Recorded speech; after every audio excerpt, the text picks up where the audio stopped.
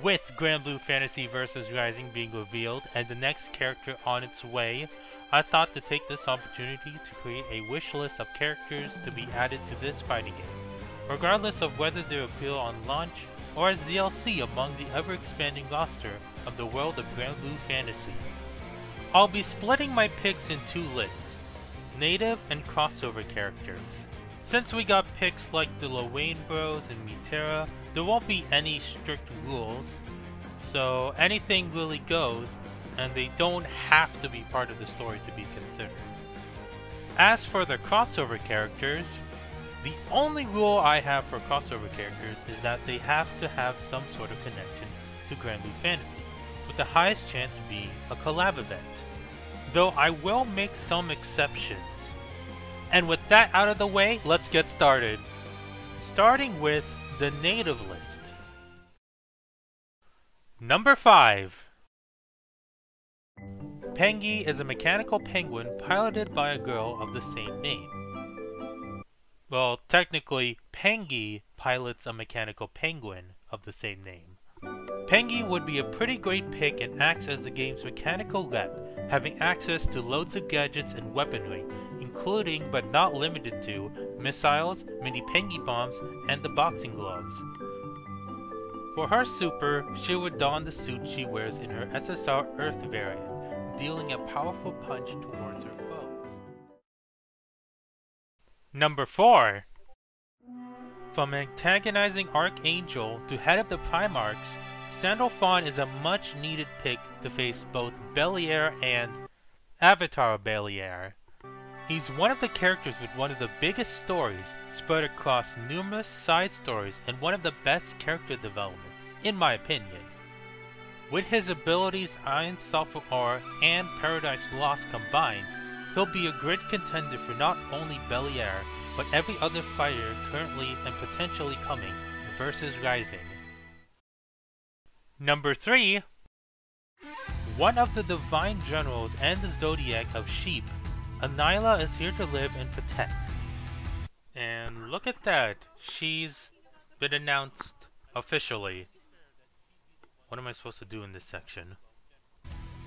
I was supposed to get this video done prior to the announcement, but you know, and I went on a whole spiel about her, you know, being the first Zodiac, but that doesn't even matter now because she's now here, announced, so I guess replace this slot with Chimera because I like her and her weapon's cool.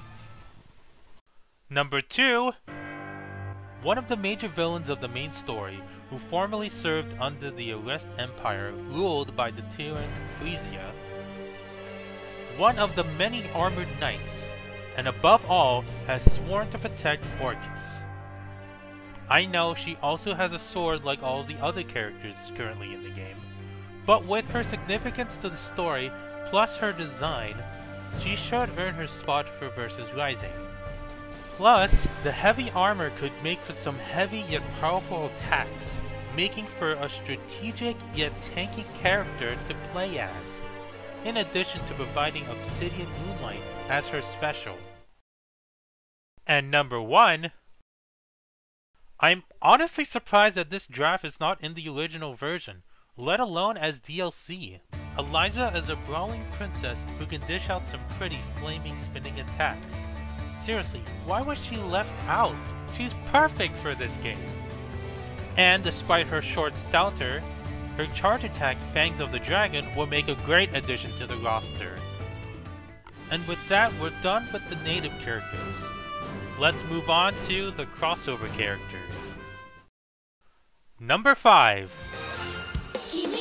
Bicorn debuted in the game series Princess Connect, with her most popular appearance currently being in the sequel game Princess Connect E-Die. She is a princess who fights along with a big sword and loves to eat, which actually benefits her in battle, able to heal herself to tank damage. Her connection goes really deep when it comes to Granblue Fantasy, having a crossover turned side story event in Granblue Fantasy, and having Vegeta, one of the main characters to said game, appear in Princess Connect E-Die. A pretty good special attack would be a team attack consisting of all the members of the Gourmet Guild utilizing their Union Burst, with Pecorn dealing the final blow. Maybe something similar to a Princess character unit variant's Union Burst. Number 4. Ryu needs no introduction, especially if you have been in the fighting game community for decades. Being the main face of Street Fighter, Ryu is an easy and beginner-friendly contender that can provide a new way to play within the rules of Granblue Fantasy Versus.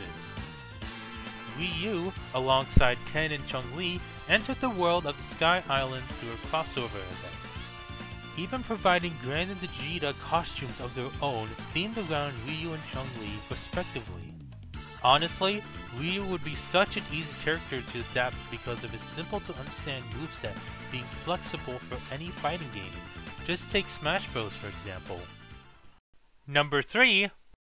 From the Shadowverse series and the Mysteria friends comes a shy but powerful dragon girl. While technically she is a native Granblue Fantasy character, she has debuted and appeared in other games and media before and after Granblue Fantasy, including Princess Connect as a permanent guest character alongside her bestie, Anne. Graya's attacks can hit like a truck, with powerful attacks such as Cleaving Madness, making Graya a unique and fun dragon-like character to add to the game, representing Cygames history as a whole. Number 2. Cygames, the creator of Granblue Fantasy, has butted heads with Namco numerous times, from collab events to even being the dev team behind one of the Idolmaster titles on mobile, Cinderella Girls Starlight Stage, a rhythm-based game that allows you to recruit idols to increase your score and performance in each song. Anyway, with a game like Idolmaster, who has just as much of a mastered roster as Granblue Fantasy, and while I have some more biased picks like Miku Mikawa, Anzu, and even Kirari, sorry, no way, the one, or rather 3, I'd choose to represent Idolmaster as a whole is Uzuki, Rin, and Mio, as one slot called New Generations. You might think that this might be overkill, or even unfair to have 3 pairs of characters in one slot. But, not only has this trio appeared in multiple Granblue and Cygames collabs, but their second Granblue collab allowed them to fight like one unit, so it's only natural to continue this trend for Versus. And number 1, you know when I said I'll make exceptions? Well, this is the exception. While Dragalia Lost has never collabed with Granblue Fantasy directly, it is made by Cygames, so many Cygames original characters had made appearances. And with the service sadly shutting down, one way to carry the legacy of Dragalia Lost is to add Yuden, Prince of New Alberia and the one who has multiple connections with the dragons of the land, including someone like Cerebus, another Cygames original crossover character. While Yuden definitely has some design inspirations from Gran, which conceptually might cause problems, if you throw in some dragons and maybe even have some of his teammates assist, Yuden can carry the energy and spirit that Dragalia Lost had during its prime. And with that, that wraps up my wish list of characters from Granblue Fantasy Versus Rising. Let me know your thoughts on my choices, or what your wish list would be. It's been fun, and I'll see you when I see you. Stay cool.